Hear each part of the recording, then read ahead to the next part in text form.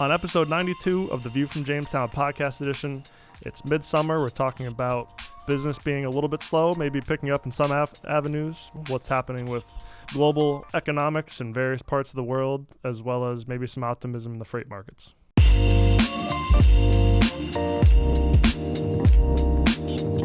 What's up, everybody? Welcome to the View from Jamestown podcast edition. This is episode 92. This is the July 2023 edition. And we are sitting down again with the full team. We're on a good streak with having the full team here the last couple months. We got TCC President Robb Roach, Inside Sales Manager Nicole Greenberg, VP of Sales and Marketing AJ Petrarca, and Latin American Operations Manager Javier Fernandez. Hello, good morning, Benny. Good morning, everybody. Good morning, Benny. Good morning. How y'all doing? Hello. Fantastic. Middle of the summer, can't complain. Got some tans. The four of us are Few tan. tans, Javi's just as normal. Look Yeah, like normal tan, but you know. on my collar. Actually, I get a couple. I get a little darker this time of year, a little darker. But then I go back to my natural tan. It helps George with the white balance because now we're all more the same shade. How you guys all doing? Everybody good? Good. Very good. Wow. We got AJ wearing a short sleeve shirt. We got Robb wearing a jacket. We got all the temperatures covered. I've been cold plunging in the mornings. Have you? And yeah, for 6 minutes at 37 degrees and renew therapy thing. And So tell me about that. Do you think it makes a difference? I feel good. Yeah, I think at Before least coffee or after coffee?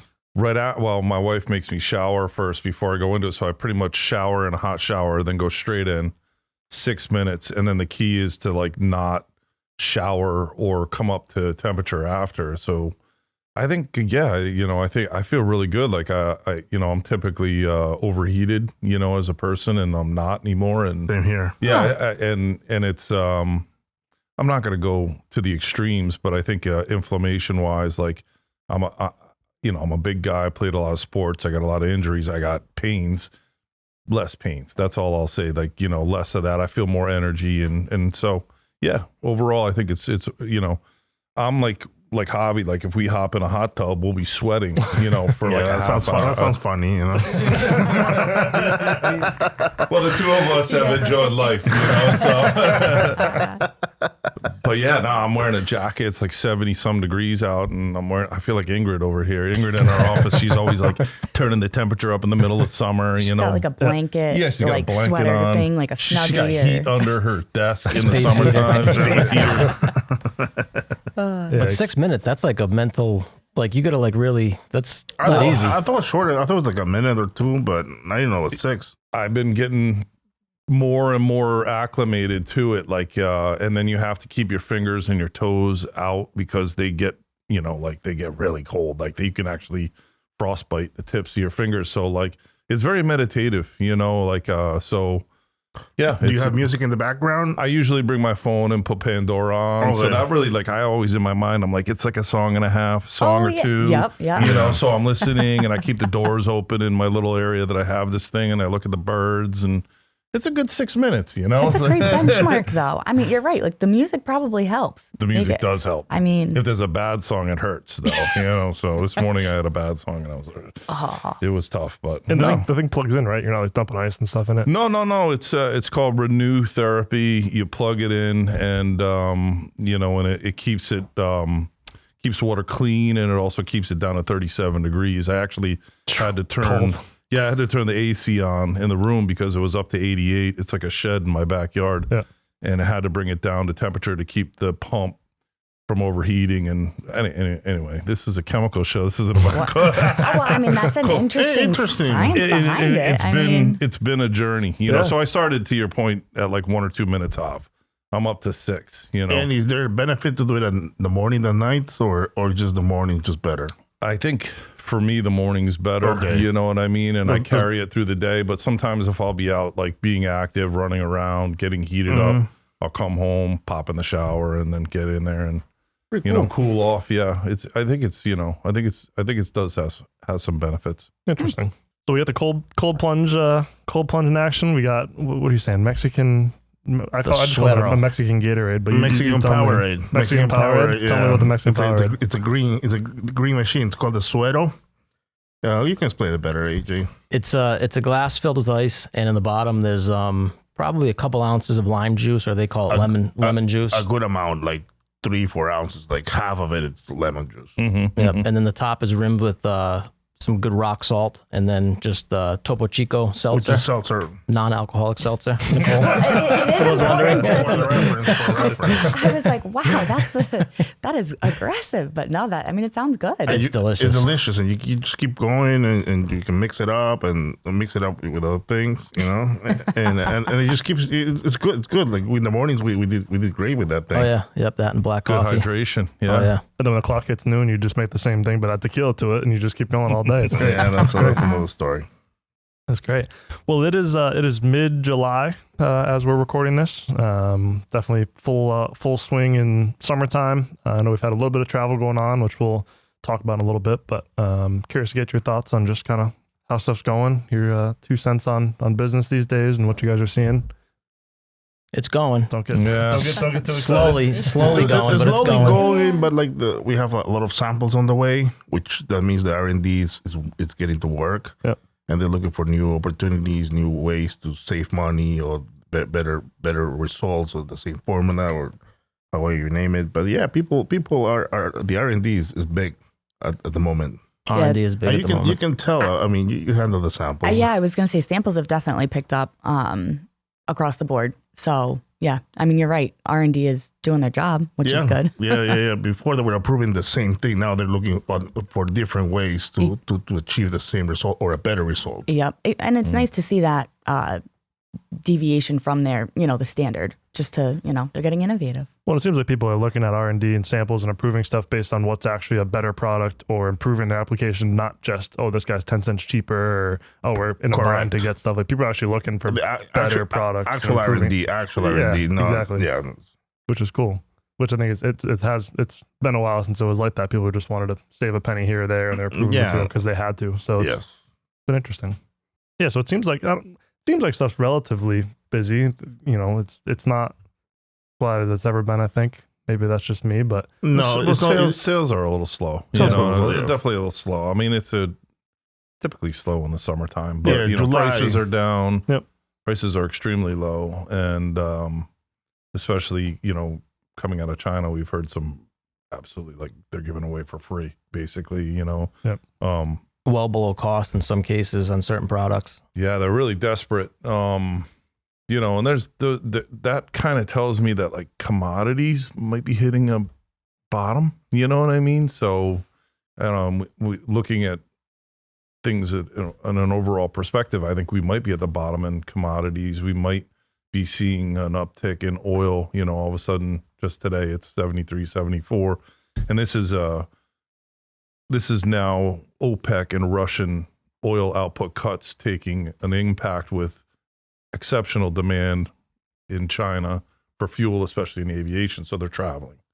So it's sort of like us after, COVID rebound. We were like, let's get out. Let's go to restaurants. Let's travel. So I think that's going to have an impact coming up on oil. Yep. Which will then, go to the derivatives and up the chain at some point. So, so I think that commodities are at lows, foreign markets are at lows, and and chemical prices are very low, and I think that when you see employment's positive, retail's positive, people are going out to eat, that's positive. Still, high interest rates had an impact, and that's stopped. So where are we going from here? I hope it's improving. I hope the foreign markets improve because that will really start to drive the global economy. Yeah. Yeah, I think there's an obvious trend that people are hesitant to buy more than what they really need to. Obviously at one point people were stocking up and making sure they had raw materials. Now it's stuff's a little bit more available, and people are, I don't know if it's back to like just in time per se, but people are definitely planning on lesser lead times. I know we've had a couple of instances where a truck got delayed by a day or two, and there was a big problem because all of a sudden the plant was going to run out, and you're like, haven't you guys learned from the past where it's, trying to keep a little bit of a buffer and some inventory on the floor? Like I understand being hesitant about it, but people have a short memory. Yeah. Mm-hmm. Yeah. Selective short-term. I think you guys are copied on that email from one of our customers yesterday. They said their inventory is down to 8% of what it was. Damn. 8%. Wow. Yeah. That's low. And, and I went over at lunch to Newport just to grab a few things at like a wholesaler, and they were like out of all sorts of stuff. And I was like, what's going on? Yeah. they're out of plastic bags and things like that. Like, well, you know, people are concerned, and the same is impacting oil. People are like, oh God, you know, I got to get rid of these millions of barrels of oil that I got. So they're just, you know, so the global oil inventories are very, very low. Yep. And we're coming into the back half of this week. We'll start hearing people's Q2 earnings and all that good stuff with the stock market. I think the banks start on Friday. So that's always an interesting, I think, time to recap what happened in Q2. Obviously, I think chemical companies will start to announce stuff next week. So you'll get a good feel for what companies are seeing with sales and profits and their forecast for the rest of the year. So that should be interesting. Seems like the consensus is obviously everything will be down double-digit percentages. I saw one thing. There's obviously a bunch of analysts that try to say what's going to happen in the markets for the rest of the year. And obviously some people tend to be more bullish, some tend to be more bearish. Of like the official people that analyze this stuff, there's I guess a 50% difference between the most bullish forecast and the most bearish forecast, which I thought was interesting. That's a big gap. That's a huge gap. People are usually somewhat in the right, the same line, but I think a 50% is kind of ridiculous. I think everything's a roll of the dice nowadays. Exactly. Speaks to where we are. Yeah, it is. It's, I'm bullish at this point. I feel a little bullish, but with a lack of confidence in that statement. Yeah. The folks to my right were just recently in Mexico, south of the border. How was that trip? It's very good, very productive. Very productive. Very hydrating, it sounds like. Yeah. With the Topo Chico. With the Topo Chico, yeah, it was good. With that, it was hot. Like we were in Monterrey, and Monterrey was like 100 degrees most of the days. And that was a lot cooler than the week prior. It was like 120 the week before we were there. So we got lucky. Yeah, we got lucky. Then we were in Querétaro, and we didn't get to Mexico City this time, but we'll do it in another time. But yeah, it was really good. A lot of people spending a lot of money in their plants, which is very rare to see. Yep. People put in reactors, and a lot of capex going into their plants. So they are not looking to grow through acquisition, but just grow them themselves, which is really cool, very promising. And yeah, I mean, depending on the industry, some industries are good, some industries are bad, and some are okay. But overall, the mindset is good over there. Yeah, their business is definitely off, like everybody's business. But they have a positive outlook. I think a lot of optimism down there that things are going to grow from here, going into Q3 and Q4, which is kind of refreshing to see. Which I guess is how stuff should be. When stuff's a little slower, you invest in the plant and do some of these different projects. And we have seen like solar panels everywhere. Yeah. Yeah. Yep. It's already how far you can see there's solar panels. Really? But the government regulates how much of that power they can actually use. So they built this in one instance, they built this monster solar farm, and they can only use like a third of what is generated by dictated by the government. Interesting. So they cannot sell it, and they can't sell it back to the grid like we would do here. Yeah, right. It's, wow. It's a lot of permits, and the government is not very friendly, but yeah, this is part of it's like they want to be self-sufficient. It's like we have a huge plan, and we cannot rely on the government. So we got to do it our own. Yeah. Wow. And we'll do it, and they done it. Pretty cool. That's awesome. Pretty cool. Yeah, sounds like a good trip down there. Good, a lot of good meetings and plant visits. A lot of flying, but yeah. Yeah, well, it's good. Overall good, and following up with opportunities, the opportunities that we talked about, and hopefully see some results pretty soon. Got that to-do list working? I got my to-do list working, so I got a lot of follow-ups, and yeah, I mean, and I think it's very important nowadays, just being in front of the customer, because everyone wants the same business. It's you have to be there. You have to differentiate yourself somehow. Do the hobby show, do the hobby tax, or whatever you want to call it. I think you have to be different. Because everyone's the same thing. I think people are still somewhat in the mindset of like just sit in front of a computer and do Zoom meetings. You know what I mean? Like people aren't like, even though you can go out and travel, people still aren't doing it. People aren't getting out and seeing customers. I think it's more important now than ever to do that. Yeah. Which seems like an overwhelmingly important thing in Mexico and Latin America. That's very much how the business is done and culture. Yeah. What do they say about the emails? Oh, it's funny. And like this is across, many different customers that we visited. Emails are considered something that could be, dealt with like a week or two later. Like the priority is WhatsApp. WhatsApp is to respond to right away. Emails are just to log things for future reference or something like that. And if you really need something from me, call me. Yeah, I was gonna say. Yeah, but the WhatsApp is just, WhatsApp me. What's up, everybody? WhatsApp me. WhatsApp me. That's interesting. Yeah, it's relationships, go very, very far, and it's just different way of doing business. And I mean, they're pretty successful in different industries, doing different things. I mean, we sell to fracking, we sell to a little bit of oil and gas, we sell a bit of paint, a little bit to alkyd resins, plastics and PVC polymer additives, and they do. This guy. Yeah, I do sometimes some stuff, but yeah, I'm learning. And just to clarify, we're not adopting the 1 to 2 week reply policy, right? That's a Latin America thing. Yeah, no, we're not adopting that. No, response time. No. It's gonna take some time to get on that train. Yeah, really. Yeah, it was good. Well, it was a good trip, and good. Hopefully, good results come out. When you spend time with the people and just do the whole thing, and usually does. Yeah. We'll have our folks from the logistics company on to talk about freight in a little bit. I was thinking about it as I was putting the notes together. It seems like freight really isn't part of the conversation a lot anymore, with ocean freight being pretty much down to historical lows. Truck freight, I think, is pretty close to historical levels. Some longer haul lanes, I think, are a little bit longer. Fuel surcharges aren't really a conversation anymore. Like a lot of our logistics providers, I think, are back to providing an all-in rate, not the fuel surcharge adder. So I was thinking about that. It's interesting. It's kind of just not really a talking point and I'm anymore. getting emails every day for new carriers. Carriers, yeah. Carriers. Brokers, carriers. Which we haven't seen in a long time. That's you see the published rates now. Before they were secret, so you see the Asia published rates is just there, at historical lows. Yeah.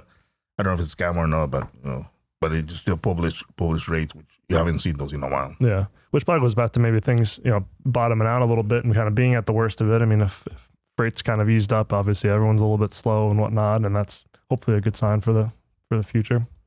Yeah, I mean, it makes sense. I mean, it's been shocking the last 3 months to see them really nosedive, but what goes up must come down, and it took a little longer with freight, especially in Canada. I don't know why their fuel costs so much more in Canada, but it does. Which is still higher, taxes. Right? It's still taxes, yeah. I mean, taxes. Bureaucracy, taxes. Yeah, European influence. I don't know. Canada's fuel surcharge is like 2x what ours is. Yeah. Close to it anyway here in the U.S. So, I mean, they got the Alberta sins. They've got plenty of, they can refine. Well, they probably send it down to us to refine, but geez, I don't know. So, some are a little slower to come down, but it's amazing that you can now negotiate rates again. You couldn't do that the last few years. Yeah. It seems like rail rates are the last ones to kind of fall. They were we saw some instances where tank trucks were less expensive than rail lanes, and the rail guys got back into line. So it seems like rail were the last mode to fall into place as far as rates coming down. Yeah, I mean, to that point, we've given up rail cars very quickly and, done 4 trucks instead, at a much cheaper rate. So the monopoly on the rail lines is evident there, so we're already back to giving up leases, and the lease costs of rail cars are down. So, but that'll turn around again too. Yep. Certainly will.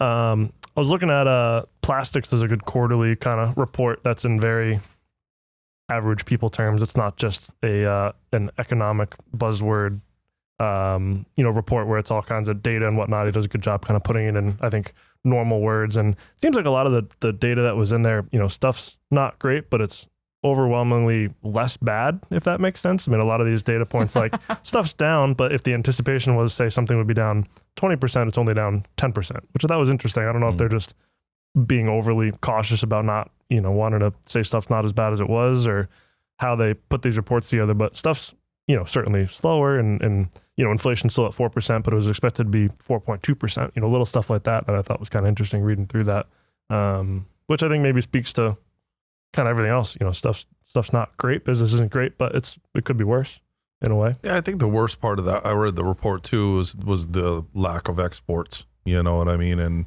that's just a side effect of trade war with China and war, in the rest of the world and everything going on. So yep. the energy independence that fracking gave the United States really pushed billions and billions of dollars into creating polymers, and those polymers needed to find a home outside of the USA. They're just not doing it. Yep. So it was really interesting to see that their export opportunity was so low. You guys agree? I concur. I didn't read the report yet, by the way, so I can't comment much on it. Obviously, with Mexico and Latin America, it's a big import-export, area. And has that been busy or less busy? Have you seen? I think that depends on the industry, but I think overall has picked up. Yeah. Yeah, and then a lot of countries are dumping, and the U.S. is not willing to dump. Yep. Not yet. Yeah. Obviously, we still have the China tariff, which Mexico and Latin America doesn't. So yeah, but very, very people are very aggressive with Latin America, and it's not the U.S. It's a small market, it's fragmented market. It's Brazil and Mexico. Yeah, those are the workhorses. Yeah, and then everything between is just little markets. Yeah. Another thing we saw in Mexico was companies that had extra capacity, like if their business was off 20 or 30% and they had extra reactor capacity, they would be using that for toll opportunities to make products in Mexico to ship to the U.S., to kind of evade the tariff in some cases. They're very creative. They like to think outside the box. Like, they think that. Like companies that otherwise wouldn't be a toller necessarily. No. They said like let's toll now. Let's toll for some people, and why not? Like for a big company here in the U.S., it would take, I'd imagine, years to get that kind of thing done. Right. But down there, it's like within weeks. Like, all right, let's just switch this over to make this other polymer or product. It was interesting, innovative. And it's not, assuming those are still relatively large companies. It's not like these are little, mom and pop companies that are like, oh yeah, we'll just do that. Like these are, big established companies. Very much so. Making the decision to pivot that. It's interesting. Different way of thinking, I think. I know we talked about kind of logistics and trucking and a little bit, but we'll give it over to the folks at the logistics company to see if they concur with our thoughts on the freight market. Morning, Jamie. Morning, Joe. How you guys doing? Benjamin. Morning, Ben.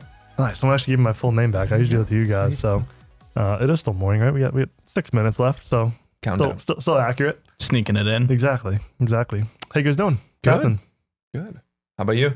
Fantastic. Yeah. Fantastic. Jamie, I didn't hear good. You I know. Good? Everything's going good. Things are good? Yep. Yeah. All right. Good.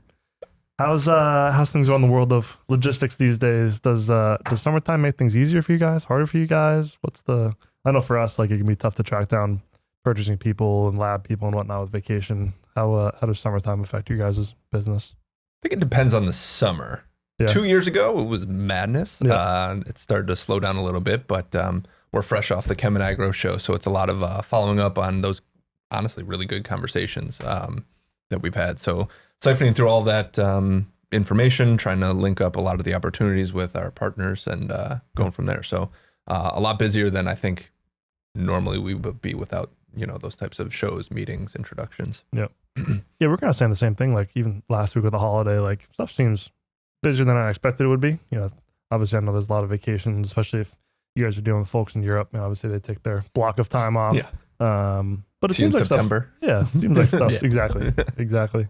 But no, it seems like stuff's relatively busy and people are still at it. Yeah. I think we had some really good meetings, conversations with people who a lot of transload projects that came to fruition. So kind of working through all of that. Obviously with some of those projects, there's a lot of intricacies that go into it. So making sure that we're, doing our due diligence to present the best possible opportunities back. Yep. What do you think, Jamie, from the operation side of things? I mean, I think operationally for most freight, I think it's a pretty down produce season. So, when you're talking about the summer, that's normally one of the big things capacity wise that impacts things. So from that standpoint, it's been, a little bit easier to book trucks than it normally is in the summer. At the same time, we certainly do run into the same, issues that you guys do at all points with, people wanting to be at the office, people wanting to be on vacation. Yeah. It happens with truckers too. The produce season being slower doesn't bode well for grocery shopping trips in the coming months. Is what I'm hearing. Stay tuned. Yeah. The corn and regular produce that normally is pretty prevalent is I think California got hit pretty hard. From what I was reading, droughts and wildfires and all that good stuff. All of it, yeah. Yeah. Interesting. One thing we've been thinking about too, obviously, I think especially when kind of COVID hit, was lanes being the listed lane, and you added the fuel surcharge percentage to it, and it seems like that's largely gone away in a lot of cases, which maybe bodes well for the stability of prices of freight in most cases. Would you concur with that? Yeah, I mean, I would say that, as far as people being more confident in what the fuel cost is going to be, that has definitely gone back to the way it kind of used to be, of, some people offering a lot more all-in rates. I know we've been doing a lot more of it. Mm-hmm. But, I mean, fuel will always be a factor. It's just, sure, where it's listed or not listed, Less. and, how it's done by everyone. The peaks and mostly peaks and not so much valleys aren't so much. I think we're all kind of just coming to grips with this is kind of where the fuel's going to stay for a bit. So it's thankfully a little bit less, math everybody has to do, which is less drastic, challenging for some people. So. Yeah.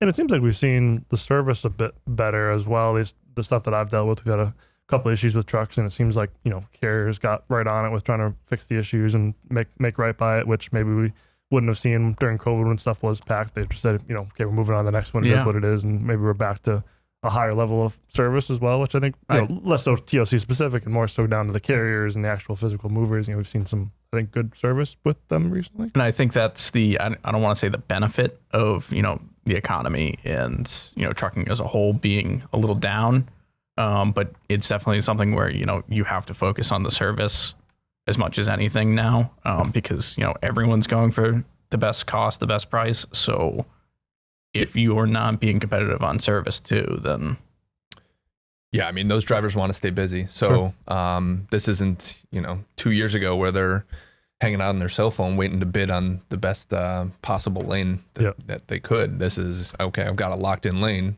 That's something that they appreciate. And I'm sure that applies to your business as well. I mean, stuff being a little slower, obviously you guys always put a high emphasis on service, both on the sales side and order updates and all that good stuff, as well as kind of some out of the box solutions with transloading and packaging and all that fun stuff. So I'm sure that plays a role with you guys as well. All of it. Yeah, absolutely. I think this is a great time where we really kind of tighten our belt up and get back to, vetting new carriers and making sure that, anybody we're onboarding is, we're putting through the ringer for sure. Yeah. Yeah.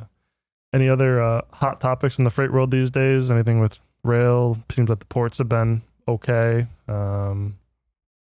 Yeah, I mean, the ports have been pretty solid, I think is what we're seeing across the board. I mean, we have started to see, again, some instances where, some like ISO tank depots and things are closing to outside carriers. That's something to keep an eye on, because that's usually a sign of they have too many containers in the yard. Sure. So that's probably another sign of inventories being a little bit higher. Which I think we talked about last time, right? Like warehousing, maybe not taking new customers and things like that because people are sitting on raw materials because they're not producing. Yeah, and that's something I think we talked with some folks at the last show about, warehouses are still full for the most part. Yeah. Mm-hmm. They're still pretty high capacity, and there's still a lot of inventory out there in the world. Yep. Yeah, and I was just reading a couple articles last week that says imports are still coming in, and the outlook for at least July into early August is stronger than it's been the past couple months. So that inventory has to go somewhere. So which is another, I guess, maybe value prop for you guys that I hadn't really thought of, and working with companies like you guys is maybe you guys can get that truckload into a warehouse versus if you just try to call a warehouse, they'd say, good luck. Sorry. So yeah, it's always interesting how you'd think that the economy being a little slower and production being slower would lead to lower inventories, but it's actually the opposite. We talked about, I think, last time that people are just sitting on this raw material rather than actually using it. Yeah. Exactly.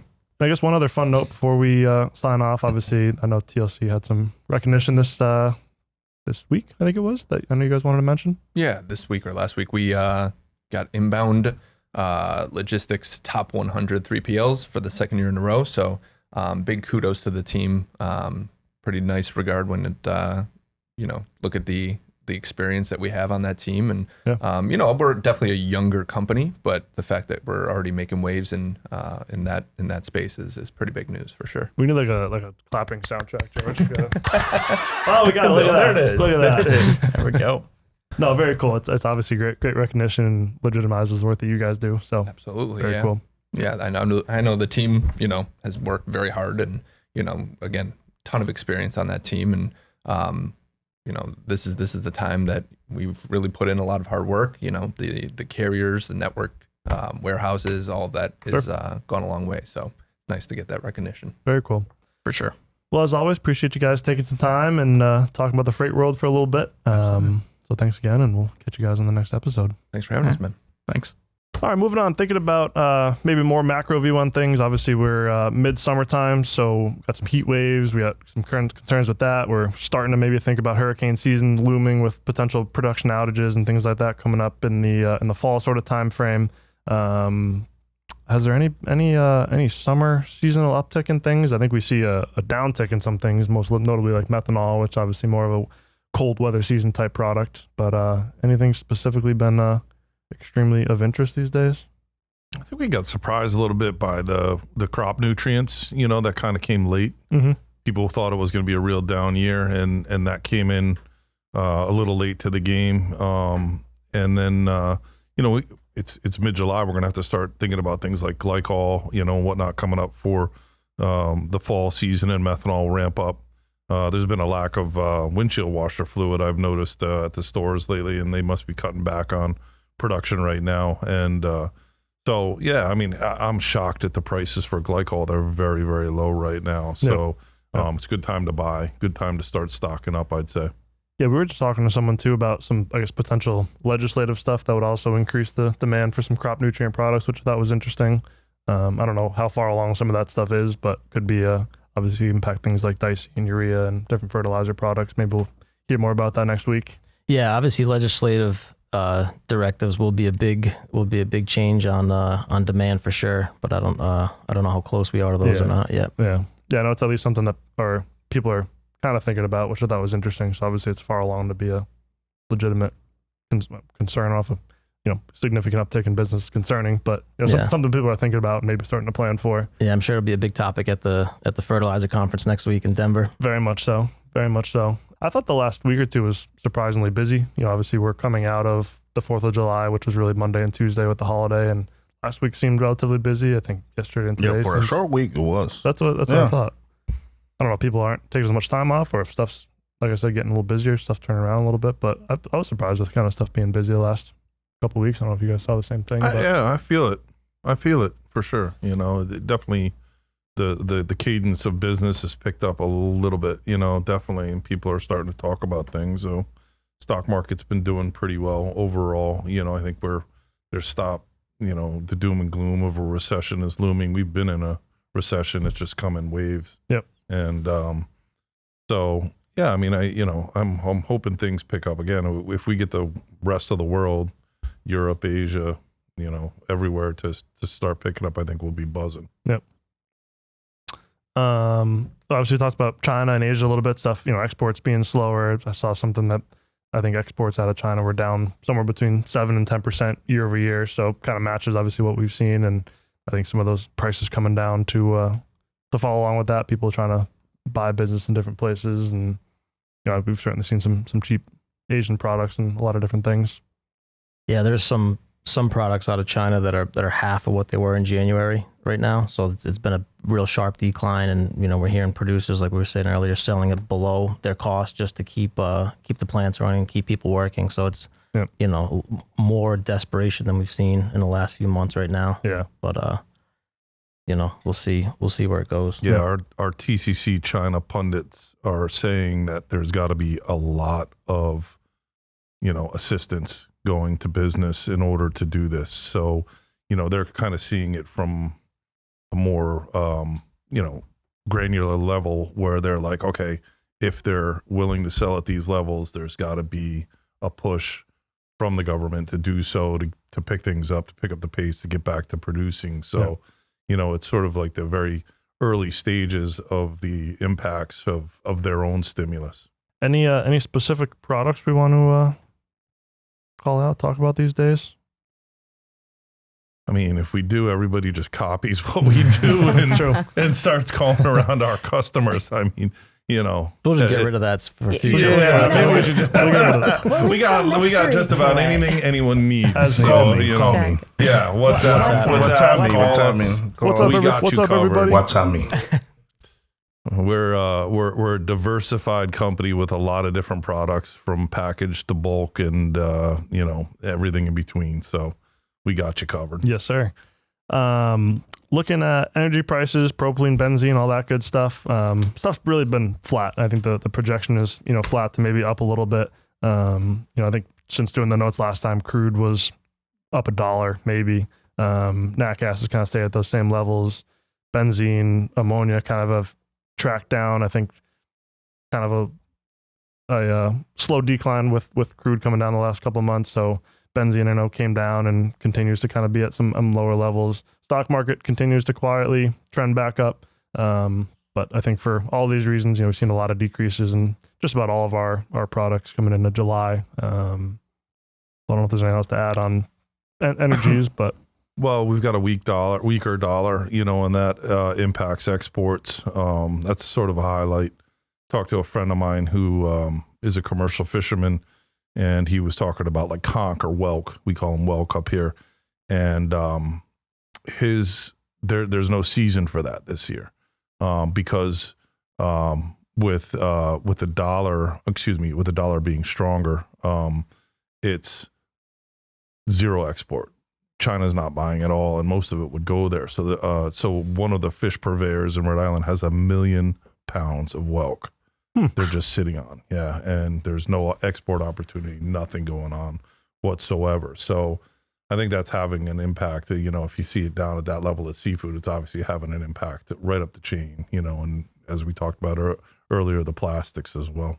We could develop a market for that. In other words, make like a scungili salad, man. Yeah. You ever had it? No. Oh, come on. Oh, it's the best. It's the best. Yeah. That's what they make, like conch fritters, right? In Florida, isn't that a thing? Yeah, we should make those up here. That's a fact. There's a lot of conch here, or whelk, there's a lot. Yeah, but you don't see it in restaurants. I know, it's crazy, because all they make is used to export snail salad is what they call it. They don't, they got to start calling it conch and put it in fritters. Well, we got plenty of clam cakes. We just need to have conch in those, cakes, and then we'll have fritters. Yeah. Let's start a restaurant. I'm getting hungry. I would say places sell $45 lobster rolls, so I'm sure we can develop a conch, some kind of creative conch meal and develop it's a secret ingredient, right? We'll have to talk to the boys at Kettle Bottom and get on making a video about that. There's a restaurant idea here. We could license this out. Yeah. Trade shows, events, it's certainly the low point of the year, I think, for events and things like that. Although we do have both the Southwestern Fertilizer Conference and the IFT going on next week. So it'll be a quiet office in Jamestown, as I think most of us will be down at one of those two shows, which I think will be cool. I think our first time going to the IFT, right? Nope. Ray Altenberger has attended, I think, once or twice in the... I know. Of course he has. But yeah, Javi and I are very excited. We've already have meetings set up. WhatsApp Javi or myself. WhatsApp me. And yeah, we're looking forward to walking the show. I think our Southwestern Fertilizer Conference our schedule is pretty booked up as well. Yeah, I saw your Outlook. It was pretty booked up. Yeah, I don't know. We have many slots left at this point, but that's good. Or divide and conquer, Yeah. You guys are a popular crew. I wonder why. No, it'll be two good ones. It'll be my first time at the Fertilizer Conference. I'm looking forward to that one. Yeah, it's always a good one. It's my first time doing it in Denver. I think it's the first time they've actually had it in Denver before. So it's better than San Antonio in the middle of July. Yes. I think. So we'll see how it goes. I'm not sure if Denver classifies as the Southwest, though. Yeah, I mean, it was in Nashville last year. I don't think Nashville qualifies as Southwest. I don't know where the name came from, the Southwestern Fertilizer Conference. It's never actually been in the Southwest, but but it's a well-known thing. Like you ask people if they're going, and they say like the SWFC acronym. So like it's obviously known as that. Yeah, it's one of the couple big ag shows out there for some reason. I think there's a couple, over 2,000 attendees, maybe 2,200 attendees at this point that are scheduled to show up. So it'll be a good one. And then we're also starting to think about EPCA in the fall. I know we've got travel and things like that booked, and starting to set up a couple meetings. So start talking to folks about the EPCA in Vienna. I think it'll certainly be interesting. I know there's obviously a lot going on in Europe with energy prices and stuff being, I think, hit harder a little bit over there. So I think that'll be an interesting time for the EPCA to kind of get a mood of what folks are feeling like over there and their outlook for, I guess at that point, what'll be 2024. Yeah, I think they're in tough shape right now. Still high energy costs, very, very low pricing for finished goods. So tough shape for, and they don't have the cheap Russian oil anymore. So it's it's going to be really interesting getting over there in September and find out what's going on. We've already seen a lot of cuts to employees and cost cutting, which is typical for European producers, European companies as their number one accounting principle is cut costs, so that's happening across the board. So EPCA is going to be a couple months away, and it's starting to fill up, starting to look really good, and always like to visit Vienna. We'll start planning meetings on August 1st since the whole continent's on vacation for the next 3 weeks. That's right. I see some of these out of offices and I have to do the math. Like, all right, today's the 11th and you're out till July 31st. That's like. Has anyone here ever taken 3 weeks or a month off? No. Not maternity leave, but I mean, that's not really. You haven't shown up to work for 6 months. Sometimes you're here. When I went to Peru in February, I went to, because for my procedure. Yes. I transitioned.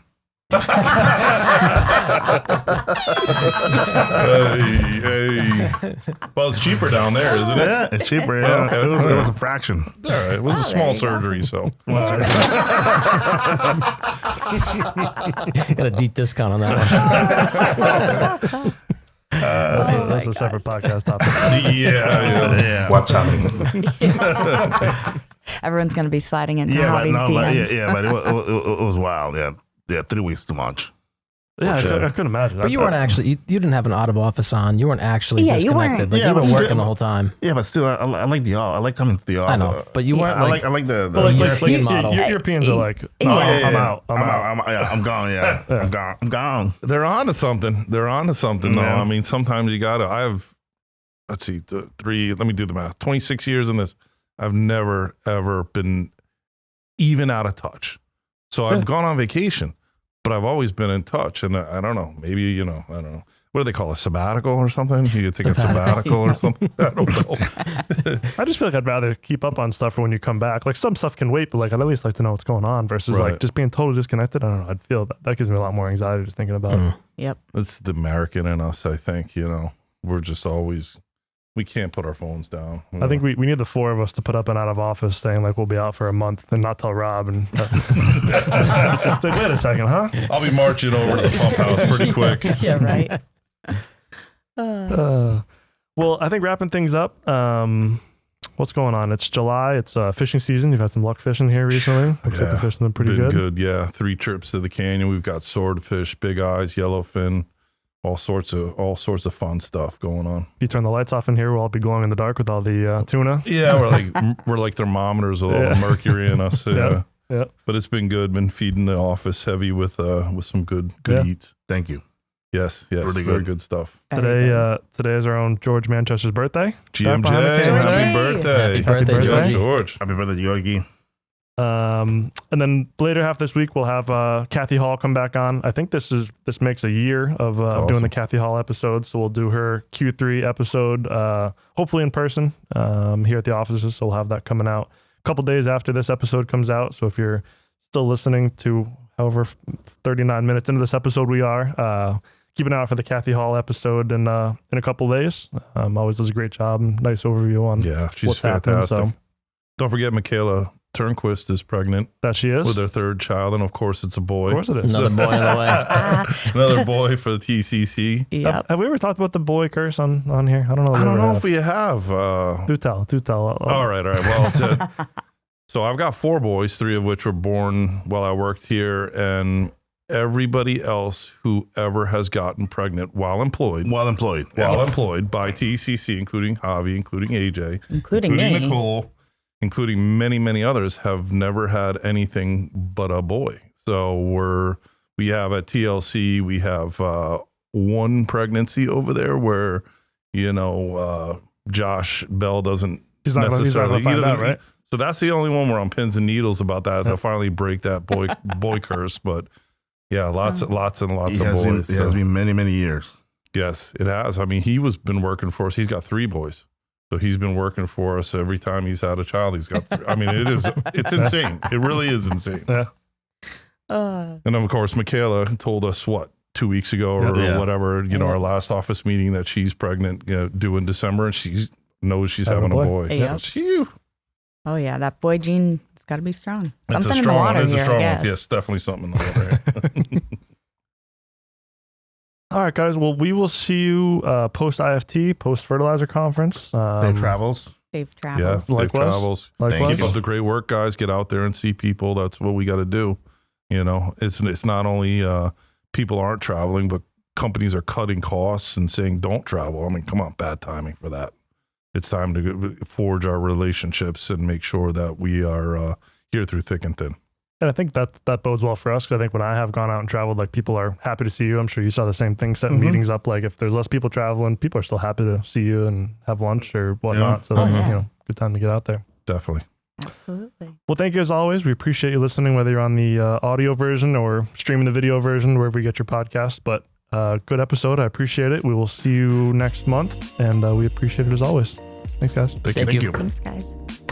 The material contained on this podcast is provided by the chemical company solely for informational purposes. The information is not guaranteed to be correct, complete, or up to date. The information in the podcast is intended solely as a general education aid. TCC is providing this podcast as a public service, but it is neither a legal interpretation nor a statement of TCC policy. Reference to any specific product or entity does not constitute an endorsement or recommendation by TCC. The views expressed by guests are their own, and their appearance on the program does not imply an endorsement of them or any entity they represent. Views and opinions expressed by TCC employees are those of the employees and do not necessarily reflect the view of TCC or any of its officials. All statements, comments, and opinions presented are made in the context of robust dialogue and freedom of expression. TCC assumes no responsibility for any consequence relating directly or indirectly to any action or inaction taken based on the information in this podcast. While TCC strives to keep the information in the podcast accurate, complete, and up to date, we cannot guarantee and will not be responsible for any damage or loss related to the accuracy, completeness, or timeliness of the information. TCC assumes no liability for any errors or omissions in the content of this podcast. The information contained on the podcast is provided entirely on an as-is basis with no guarantees of completeness, accuracy, usefulness, or timeliness.